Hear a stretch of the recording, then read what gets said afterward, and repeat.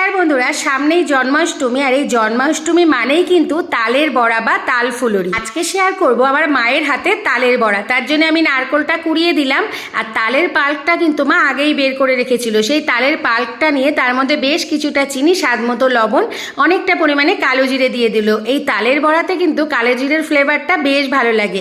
বেশ কিছুটা কোরানো নারকোল আর বেশ কিছুটা চালের গুঁড়ো, সব কিছু খুব ভালো করে মিশিয়ে নিতে হবে। এর মধ্যে কিছুটা আটাও দিয়ে দিতে হবে, দিয়ে সব কিছু খুব ভালো করে মিশিয়ে নিতে হবে। এটা কিন্তু খুব টাইটও হবে না, আবার একদম পাতলাও হবে না।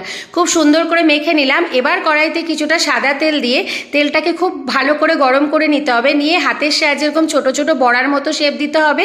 এটা কিন্তু গ্যাসটা সিম করে একটু সময় নিয়ে ভাজতে হবে, নইলে ওপরটা ভাজা হয়ে যাবে, ভেতরটা কাঁচা থাকবে। সুন্দর করে গ্যাসটা বাড়িয়ে কমিয়ে এরম করে লাল লাল করে ভেজে নিলেই রেডি দারুণ স্বাদের এই তালের বড়া।